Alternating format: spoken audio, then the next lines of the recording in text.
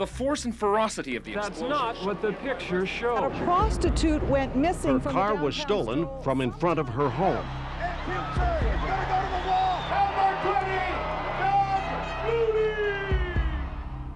Good evening, I'm Ian White. This is Top Story 1992. How have the past 12 months helped shape the history of our lives? For Canadians, it was a year of soul-searching, of questioning who we are and what we stand for. Many of us are still looking for answers. For some, it was a time of hope as our world focused its attention on issues of the environment. But for others, it was a time of despair as natural and man-made disasters devastated lives. It was a year of new hopes and of new setbacks. For the Toronto Blue Jays and Calgary Stampeders, it was a championship season. There were good days and bad. A year filled with the changes and complexities of our evolving society. During the next half hour, we'll highlight some of the key events of 1992. As Bill Marks reports, the year shattered its way into the quiet southern Alberta town of Sundre. Witnesses thought they were getting a glimpse of hell. It was shortly after midnight when the ground here shook and the air crackled. Many thought it was an earthquake, others an atomic bomb explosion. As far away as Olds, the gigantic fireball could be seen. Along with it, a mushroom cloud that hung over the area for hours. At its height, the flame shot hundreds of feet into the air, sending a ghostly glare over the region.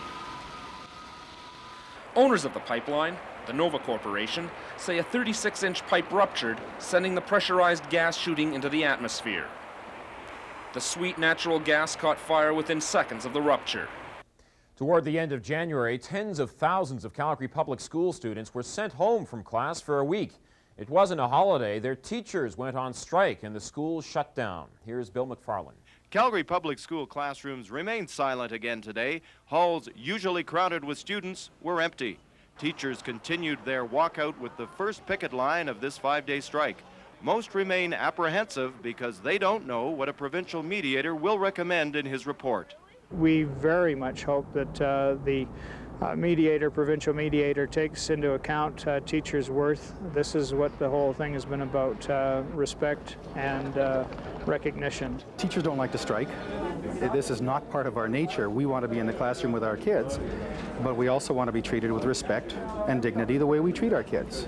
Negotiators for the teachers and the school board met around the clock to try to reach a compromise. It took a week before the teachers and the students were back in class. In February, the world's attention turned to sports and the 16th Olympic Winter Games in Albertville, France. One of these times it's going to be me up there and somebody will say, oh, it's her first win. So, one day. 152.67 is the time to beat or to be close to be in medal territory. Lee Gardner takes the lead! She takes the lead by 12 hundredths. Lee Gardner has moved into the gold medal position. What an amazing run! I've always been better on the more difficult courses, and that's about the toughest one I've ran.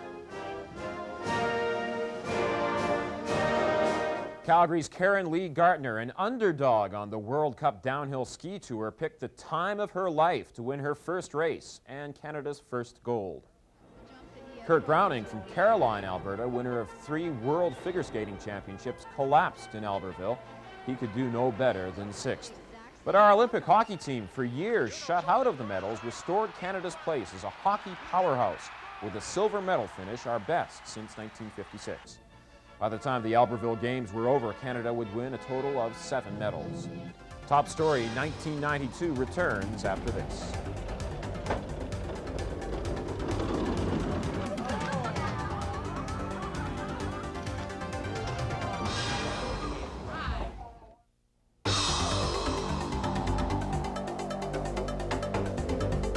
The vote results prove the player dissatisfaction with the owner's final offer. That offer was rejected by a vote of 560 to 4. For the first time in the 75-year history of the NHL, the players are on strike. Today's Flames scheduled practice was canceled, and the dressing room doors were locked. The decision to strike is an unfortunate situation which has no benefit to the game of hockey. For the Calgary Flames, the strike was just part of a dismal season. The Pittsburgh Penguins won the Stanley Cup. The Flames did not even make the playoffs. Hockey and fighting. Some people say they go together. But the Speaker of the Alberta Legislature and fighting? What's the connection? Well, it turned out to be our Channel 5 Edmonton Bureau, news cameraman Stu Saraduke and reporter David Gray. Every day, reporters speak to politicians in the hallways of the legislature. It's an open, legal means of asking even reluctant politicians questions about what they do. Such was the case today when we asked questions of the Speaker of the House, David Carter, wanting to know why he bills taxpayers over $20,000 a year to pay for an Edmonton condominium instead of living in an apartment provided for him in the legislature. Carter chairs the committee looking into possible abuses by MLAs. However, his reaction today was unexpected and quickly violent. Excuse me, if you don't listen, here it is. Cut your camera. Cut your camera off when I tell you to do it. Mr. Carter, would you get your hands off the camera, please, as private property? Please, sir. Didn't touch your camera. Get your hands off the camera, please, sir. Finished. With that, Carter called in the sergeant-at-arms, ushered me down to his office, despite protests, and ordered me to stay. Behind closed doors, the Speaker was very angry, pacing back and forth across the room. I was told to stay and wait for the appearance of Parliamentary Counsel. When he arrived, he told me and other reporters afterwards that as Speaker of the House, David Carter can essentially do whatever he wants. Early May, the sun beats down on Southern California and Los Angeles explodes. An all-white jury finds white police officers not guilty in the beating of Rodney King. Years of pent-up hate and anger erupt. Riots, chaos, injury, and death. A truck driver is beaten on live television. Stores are looted, then burned to the ground. South Central LA becomes a combat zone. The anarchy goes on for days. Coming to terms with one death can be as difficult as coming to terms with 1,000. In May, we tried to understand how and why a young boy, Ryan Garrick, was stabbed to death on his way to school one morning. Here's reporter Kelly Johnston. These students are trying to comfort each other. They've just found out one of their classmates is dead. Ryan Garrick was stabbed on the way to school. The assistant principal found him lying here, only a few yards from the back doors of T.B. Riley Junior High. Ryan had been stabbed in the abdomen and died in hospital a few hours later. He was 13 years old, in grade 7, and well-liked. His death has shocked his peers. Nice, caring, fun. So it doesn't make any sense? No. I don't know why somebody would do such a stupid thing. There is no need to be afraid to come to T.B. Riley. I see it as being still one of the best junior highs to go to. And it's safe. In recent years, some groups have turned to violence and vigilantism. Is it for a cause or is it for media attention? As summer approached, a group called the Animal Liberation Front attacked an Edmonton laboratory. Reporter David Gray picks up the story. The pre-dawn raid happened without warning, and it was obviously well planned. They got through a complex security system without breaking any locks. It was carefully timed to coincide with Environment Week, and they even stayed long enough to shoot their own video. This tape, anonymously sent to our newsroom, shows disguised ALF members holding 2 of the 29 cats stolen from the lab. In a letter, they call it an act of liberation. The lab director calls it something else. I call it an act of terrorism, clear and simple. For hundreds of thousands of people in the former Yugoslavia, the summer of 1992 was just a continuation of terrible times. Hunger, desperation, no cause for hope. Serbian forces pounded targets in Bosnia. Sarajevo, site of the 1984 Winter Olympics, has all but been destroyed. Many of its people are now refugees. Canadian Major General Louis Mackenzie led UN peacekeepers into the region. Their mission? Open the airport and get food, medicine, and emergency supplies to the people. Over the months, there have been reports of mass murders, torture, concentration camps, ethnic cleansing. The outlook for 1993 remains bleak. For the people, there will be many months of hardship and pain ahead. The stun guns range in power from 50 to 80,000 volts. And believe me, just getting close enough to one is enough to make you jump. A sightseeing journey that took her down residential streets and through back alleys. Just kind of keep this thing and eyeball on him and not... The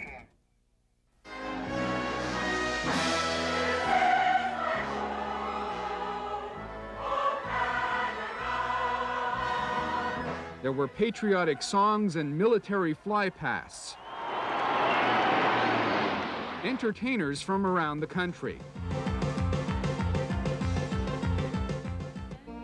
Somewhere there's a land for you and I. But with the constitutional crisis still unresolved, the Queen waded headlong into the debate. You have inherited a country uniquely worth preserving. I call on you all, wherever you may live, to cherish that inheritance and to protect it with all your strength. The real Constitution is not cast immutably on the printed page, but lives in the hearts of the Canadian people. July of this year turned tragic. All firefighters know the dangers of their job. They prepare as best they can. But nothing can ever prepare you for the worst. Morley James, an experienced and dedicated Calgary firefighter, died battling a blaze in Forest Lawn. Reporter Bill Marks has the story. The fire broke out at about midnight. Within minutes, 50 firefighters were on the scene battling the flames. Black smoke billowed and could be seen for miles. One of the first crews on the scene went in the front to search for people thought to be trapped inside the hotel. That's when things went terribly wrong. A 17-year veteran of the department became separated from his partner. Efforts to locate the fallen firefighter failed due to thick smoke. It's believed the hotel's roof collapsed on top of him. They just brought him out on the stretcher, and they were really fast about it too. They got him in that ambulance and they were gone. All the fellows here, we've lost a brother, and that's part and parcel, I guess, of the firefighting. It's just what we're paid to do. It's a dangerous job. We find out the hard way many times. Morley would have risked his life on a Sunday afternoon off duty any time to help someone. It is between Rouse and Tewksbury. Here comes Mark Tewksbury to the final 5 meters. Rouse and Tewksbury. It's going to go to the wall and on the wall. Darrel Janz. He's done it. Olympic record. I can't remember the last time I ever heard "O Canada," and I've never had it played for me at a Worlds or an Olympics, and I tried to sing, somebody else sing it, and I got about 2 lines through and I couldn't sing it. It was too much, but it was a dream come true. We've worked for this, my family, my friends, for so long. Did you visualize gold? Today I did, today. What time of the day though? When did you see the gold? After the heats. After the heats, I really, really thought I could do it, and I even sat in the ready room and I thought, when Janet Evans went up, the 800 free before us, and they said USA, I said in my mind, Canada. And when they said Janet Evans, I said Mark Tewksbury. And I just thought, you're gonna do it. This is it. If there was ever a time I was gonna do it, it was tonight. And I wasn't gonna let that go. And we are away. Watch the first hurdle. It is McCoy, but it's very close. Mark McCoy of Canada leads at 50 meters. Now, does he have the strength to go all the way? At the finish line, 1 hurdle to go. Canada has a gold medal. I'm just happy. I can't believe it. I've been lucky in the last year. Most other major championships, I've been ready in the semis. And then in the final, I try to give it more than 100%. And you've seen what happened there. Beautiful performance. The Canadian eights, winners of the gold medal. Can they hang on? They are there. They have just a few meters. Yes! Gold medal for Canada. Romania is second. It is so close for a bronze medal between Silken Laumann and Ann Martin of the United States. It is Elizabeth Alipa will win the women's single sculls. Second, Annalise Burdell, and here comes Silken. Silken will get the bronze medal ahead of Ann Martin. What a race for Silken Laumann. It's been a long road back for me. I think more than anything, the road back has reinstilled the Olympic ideals for me, which is to work hard, to try, to strive, to be the best that you can be. It's something that I've always believed in. It's something that I've always tried to live. And the last 3 months for me has just reiterated it. I'd just like to salute all the Olympians here. I'd like to salute all the Canadian Olympians for making the Olympic team. It doesn't matter whether you've won or lost. What matters most is that you've tried, that you've made it here, and that you gave it your best effort. From the spirit of competition to the will to survive. In the summer, Hurricane Andrew tore apart South Florida. Entire communities were flattened. People lost everything. For Calgarians with ties to Florida, it was a time of anxiety. Here's reporter Louise Moreau. We don't know whether he's okay or whether the house is down or he's hurt. Terry Bond's 62-year-old brother Ron was in the direct path of Andrew. He lives in a Florida town called Homestead, population 25,000. This week the hurricane blasted through the U.S. mainland, crushing the houses of Homestead. Since then, communication has been impossible. But during this interview, all that changed. After long hours of worrying, word arrived Terry's brother was safe. He's okay. Who was that? What did they say? It's his stepdaughter. And his house is okay. He's got no grove, no palm trees, no nothing. Everything is absolutely cleared. There's a few holes in the roof, but the rest is okay. They've got no water, no lights, no power or anything, but they're cleaning up. And he wasn't hurt? No, not a bit. And the house is fine. He stayed right in the house. He was determined he wouldn't leave the house. So he's fine. So isn't that great? All violent crime is shocking, but some criminals cross a threshold and incite even greater levels of disgust within us. There were a few crimes like that in 1992. Police discovered the body of 5-year-old Shannon Dawn Morissette at about 7:30 Sunday morning. The dumpster where her body was found was only a block from her home. She'd gone missing the night before and was last seen at about 8 p.m. playing with friends nearby. We've got the entire squad are working on it, the homicide unit. We've dropped everything else. It's obviously our #1 priority. Someone kills your 5-year-old daughter. Yeah. You know, we want the person caught, and that's all that's to it. Staring straight ahead, the accused child murderer showed no emotion as he entered the crowded courtroom. His wrists cuffed, his ankles shackled, the 36-year-old Williams listened while being ordered to undergo a 30-day psychiatric examination. Williams had been in police custody since Sunday night. He was picked up on an outstanding warrant, and police linked him to the brutal murder Tuesday afternoon. All homicides are tragic, but clearly some affect you more than others, and this one does. At the scene, residents are clearly relieved that an arrest has been made. Once again, children are playing outside. The news was heartbreaking. RCMP and Edmonton Police responded to an early evening call at a remote warehouse. During a routine check of the yard, a trucker had made a gruesome discovery: the body of a young girl, discarded between 2 semi-trailer trucks. This picture of Corrine Gustafson was taken at her kindergarten graduation.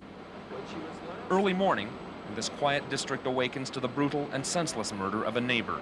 Shortly after 4 a.m., Dr. Jeffrey Craig, his wife, and 4 young children are asleep in bed. They hear a prowler in the house. 911 is dialed. The doctor investigates. Trying to protect his family and property, he's stabbed in the stomach. Negotiations continued, and at approximately 6:30, the female waitress was released, and about an hour later, the second hostage was let go as well. It was shortly after 8 o'clock when Lilja unloaded his weapon and came out of the pub with his hands out. It's 2 a.m., and police are out in force searching the immediate area for a cop killer or killers.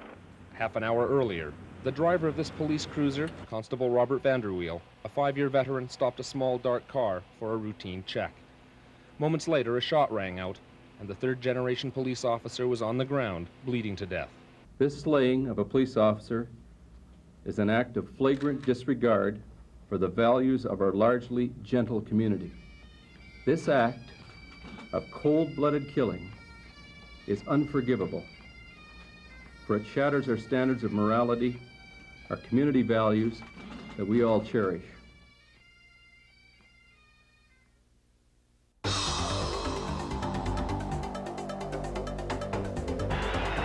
runners go on the 3-2 to Winfield. Down the line, a base hit. Into the left field corner. It's a 2-run double for Dave Winfield. Nixon bunts. Timlin on it. Throws to first. For the first time in history, the World Championship banner will fly north of the border. The Toronto Blue Jays are baseball's best in 1992. I'm telling you, the oldest man in the room, the guy who took the longest to get a World Series championship, but there's not a person that's happier than me. Victory played an important role in many lives in the fall of 1992, and not just for the Toronto Blue Jays. We did it. didn't we? In October, Albertans elected their municipal leaders. In Calgary, the race for the mayor's chair never really happened. It was Al Duerr from wire to wire. But it was issues of national importance, not the civic election, that grabbed our attention. The October 26th referendum. Canadians were asked yes or no to support a new constitutional deal worked out by all government leaders. But most Canadians were not willing to go ahead with the plan. The results answered all questions.